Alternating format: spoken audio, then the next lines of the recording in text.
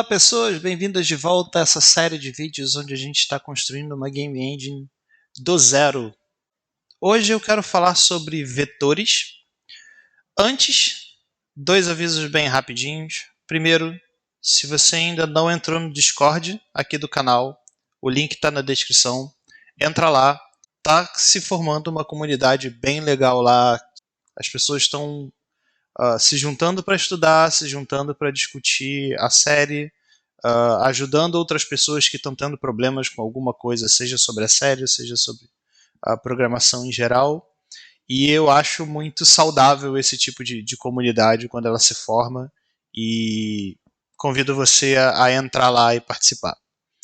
E falando do Discord, surgiu umas conversas lá no Discord sobre várias pessoas questionando, falando que estavam com dificuldades com o CMake. Algumas mais esclarecidas, algumas outras com mais dificuldades. E me ocorreu que talvez fosse interessante eu fazer um vídeo específico sobre CMake, falando com um pouco mais de detalhes, porque no início da série, como meu objetivo não é ensinar CMake na série, nem falar muito detalhes sobre CMake, eu senti que algumas pessoas que nunca tiveram contato com CMake ficaram um pouco perdidas.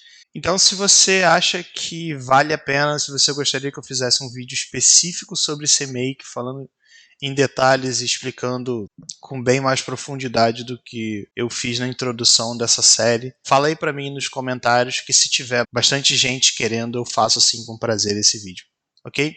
Dito isso, bora pro vídeo.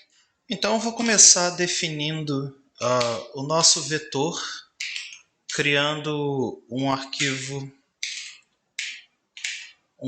chamado smallvector3.h, e vou criar também um smallvector3.cpp, smallvector3.cpp. Antes de implementar qualquer coisa aqui, eu vou garantir que o nosso CMake saiba desses arquivos e compile eles. Vector3.cpp e o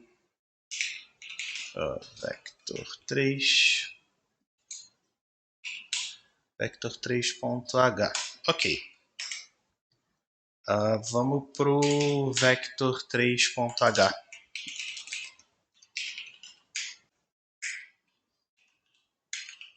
Vou botar um include guard. Small vector3 define e diff. Ok. Namespace small e struct vector3, e tudo que a gente precisa dentro desse cara é um float x, y e z. Então, essa estrutura que a gente acabou de declarar, ela serve para representar, na verdade, dois objetos matemáticos, se eu posso dizer assim. O primeiro é um ponto e o segundo é um vetor propriamente dito. O ponto, na maior parte das vezes, a gente está falando de pontos como uma posição absoluta no sistema de coordenadas, enquanto um vetor, além de representar uma posição, na maior parte das vezes, relativa à origem do sistema de coordenadas, ele também tem mais duas informações implícitas a ele. Um é a direção e outro é a magnitude do vetor. Então, ao contrário de um ponto, onde ele é uma posição absoluta, no vetor, se você tiver dois vetores compostos por números diferentes, mas eles representarem a mesma direção e tiverem a mesma amplitude, em teoria eles são o mesmo vetor. Então, dependendo do que você estiver fazendo com essa estrutura, você pode querer representar com ela ou um ponto ou um vetor propriamente dito. Quando a gente está representando, por exemplo, vértices de um mesh, de um polígono, idealmente, se a gente escolher usar um array dessa estrutura, por exemplo, a gente vai estar usando essa estrutura vector3 para representar pontos e não vetores. Mas é por isso que eu disse que a gente pode usar essa mesma estrutura para representar essas duas construções, esses dois objetos matemáticos ao mesmo tempo. Além de representar uma posição no espaço e ter a direção e coisa e tal, a gente precisa ser capaz de realizar algumas operações sobre esse vetor. E são essas operações que eu vou implementar agora. A maioria das operações que a gente consegue realizar entre escalares, eu estou me referindo às operações matemáticas triviais, tipo adição, soma, multiplicação, divisão, a gente também consegue realizar entre vetores escalares e entre vetores e vetores. Então, eu vou definir aqui essas funções, por exemplo, sum entre este vetor e um float chamado f, e ele vai retornar uma referência para ele mesmo, porque eu vou fazer essas funções de maneira que elas afetam o vetor atual, elas afetam o objeto sobre o qual a gente está chamando o método. Então, nesse caso, a gente retornaria uma referência a esse vector 3. Ok? Significa que se eu fizer, por exemplo, se eu tiver um vetor v, eu disser que v.sum 5.0f, na verdade eu vou estar afetando os membros, né, os componentes desse vetor v. Bom, então vamos lá. Além da soma do vetor, a gente quer poder subtrair, multiplicar e dividir o vetor por um escalar. Vector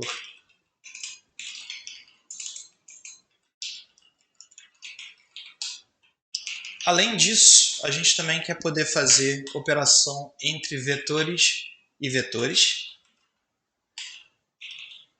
onde eu posso passar um vector 3 reference chamado other,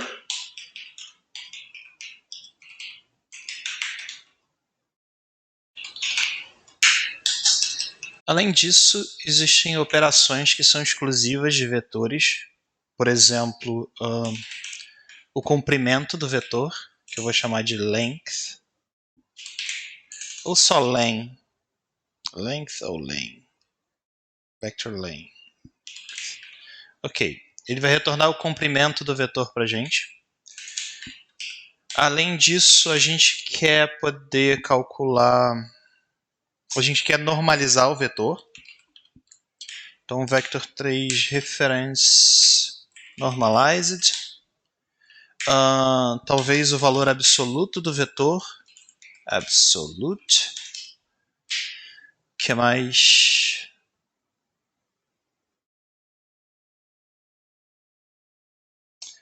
Claro. Dot product, que retorna um float dot entre este vetor e um vector 3 reference other. E vector 3 reference cross product entre esse vetor e outro vetor. Deixa eu ver se eu estou esquecendo alguma função. Talvez por conveniência um set x, y, float x, float y e float z. Só por conveniência e talvez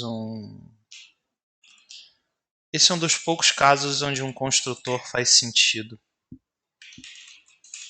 Vector 3, float x, float y, float z. Talvez...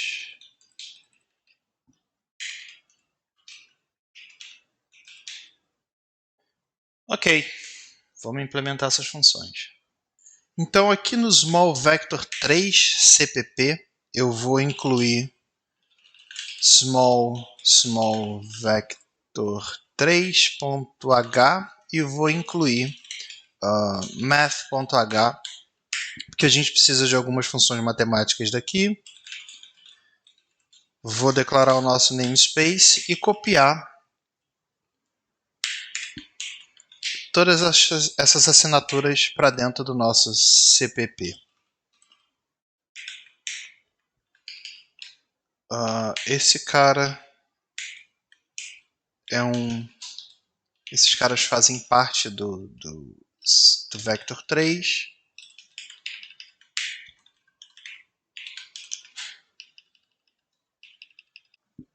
Esse cara retorna void.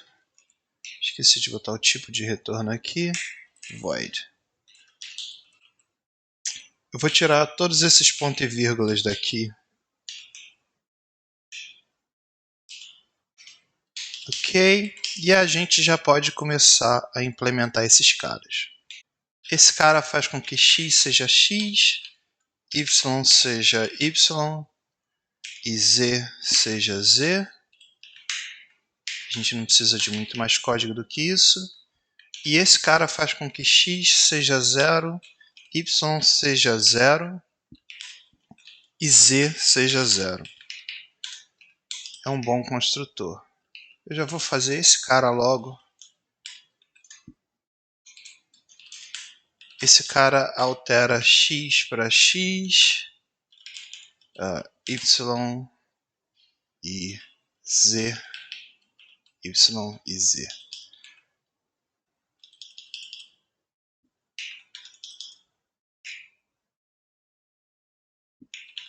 Ok, vamos para as outras funções.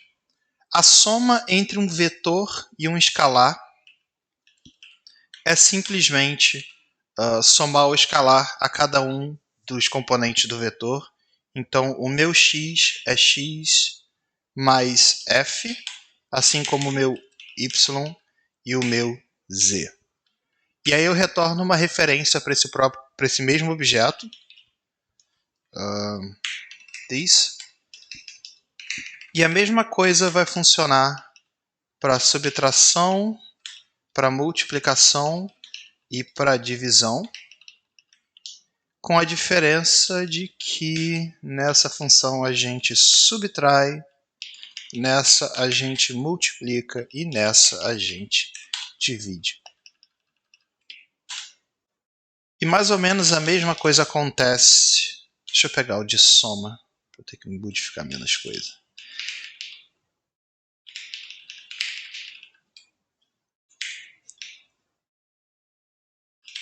Mais ou menos a mesma coisa acontece quando eu somo dois vetores, com a diferença de que, na verdade, eu somo os componentes de um vetor com o componente do outro vetor. Então, o meu x é o other.x, o meu y é o other.y e o meu z é o other.z.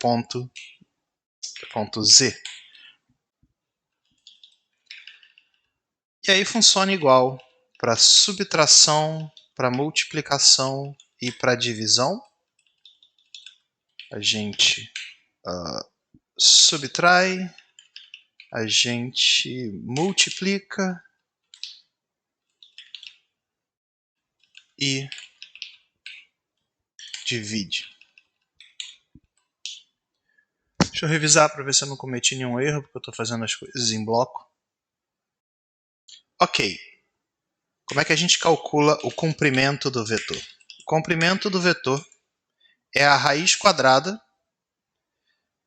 da soma do quadrado dos componentes. Então, basta eu retornar SQRT do meu x vezes x mais y vezes y mais z vezes z. E esse é o comprimento do vetor.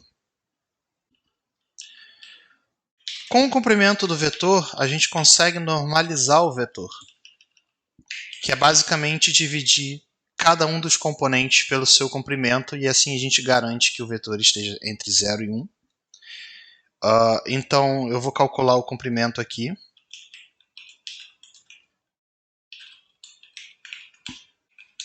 E o meu x vai ser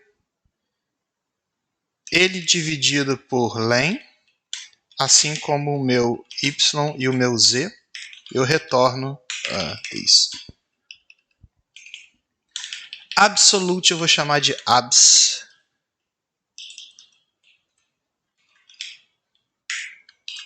E é basicamente o valor absoluto de cada componente do vetor. Então, o meu x é igual a f_abs x, y e z, e eu retorno a referência para esse mesmo objeto.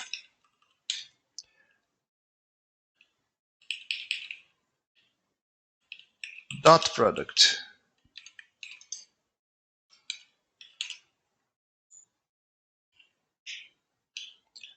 Deixa eu jogar esse cara aqui mais para cima.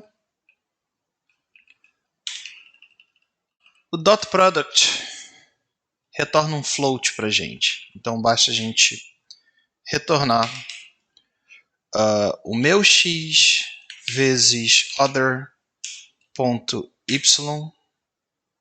meu x vezes other.y, não, other.x, mais o meu y vezes other.y mais o meu z vezes other.z. Esse é o dot product. O cross product, que retorna um outro vetor. E como a gente vai retornar a gente não vai modificar o vetor atual, mas a gente vai ter que retornar uma nova cópia de vetor. Eu vou alocar essa cópia aqui na stack, que eu vou chamar de crossv. E eu vou dizer que o crossv.x é igual ao meu y vezes other.z menos o meu z vezes other.y, ok? Crossv.y é igual ao meu z vezes other.x menos o meu x vezes other.z, e crossv.z é igual ao meu x vezes other.y menos o meu y vezes other.x, na real. E eu retorno crossv. Deixa eu só revisar se eu não errei nada e se eu não misturei as bolas aqui. Ok, faz sentido.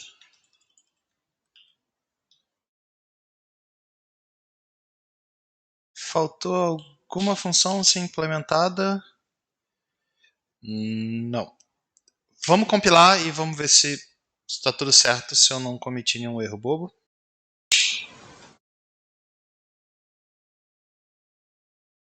Ok, vector 3.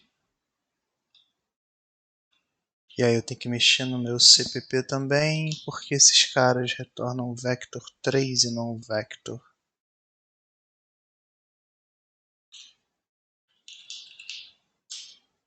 Double to float. Float. Vector 3. O que mais? Então, deixa eu recompilar para ver o que ele fala. Syntax erro, missing ponto e vírgula antes de abrir chave. Vector 3. Vectore. Quando a gente programa italiano. Vector 3. O que mais? Não consigo converter entre double e float.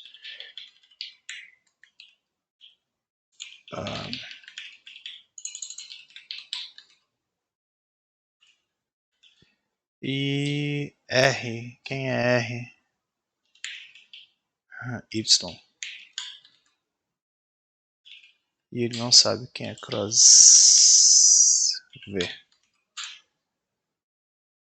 Ok, compilou. Mereço whisky. Mas a gente tem uma coisa para fazer ainda, que é criar o equivalente disso, do vector 3, como vector 2. eu não vou usar, por exemplo, templates. Eu não vou fazer, por exemplo, um vector T, onde serve para vector 3, vector 2, esse tipo de coisa eu não vou fazer. É uma implementação muito trivial, muito simples. Eu vou simplesmente copiar e colar o código do vector 3 no vector 2. Não é uma classe, uma estrutura que a gente vai ficar adicionando funções, elas são sempre as mesmas. Não tem muito porquê eu ficar adicionando eu particularmente não gosto muito de usar templates em C e C++, em C++, na verdade. E principalmente quando é para coisas assim muito, muito simples que não preciso. Então, eu vou implementar a mesma coisa como Vector 2 agora. Eu não vou fazer isso gravando, porque vai ser basicamente copiar, colar e deletar a operação Z, o membro Z de todas as funções, exceto para o cross product, que muda só um pouquinho. Então é isso, eu vou fazer e eu já volto com o resultado e eu mostro a diferença do cross product. Então, esse é o resultado da gente implementar um vector 2. Basicamente, eu peguei todo o código do vector 3. Toda operação que tinha um Z, eu removi o Z. E eu substituí vector 3 por vector 3 por vector 2. E é basicamente o que você esperaria, exceto o cross product, que como a função do cross product ele te retorna um vetor perpendicular aos outros dois vetores que você passou. Como é no espaço 2D, não há como ter um vetor perpendicular aos dois outros vetores, né? Então, em vez de a gente retornar aqui um vector 3, perdão, um vector 2, a gente tem um pseudo escalar aqui, a gente retorna um float. E só para fechar, eu vou fazer esse cara compilar, incluindo ele no CMakeLists, simplesmente duplicando essa linha, vector 3 por vector 2, e essa de vector 3 por vector 2, e vamos ver se tudo compila.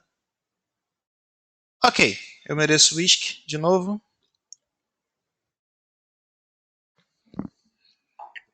A gente tem uma implementação de vector 3 e vector 2 que a gente sem dúvida vai precisar para poder fazer câmera, renderizar, especificar mesh, esse tipo de coisas. Então é isso, fica à vontade para deixar perguntas, dúvidas, comentários, sugestões nos comentários do vídeo. Eu sempre leio os comentários e sempre respondo. É sempre um prazer responder a todo mundo. No próximo vídeo eu volto falando sobre matrizes e eu acredito que depois disso não vai ter muito mais no caminho para a gente começar a falar sobre rendering. Então eu vejo vocês no próximo vídeo.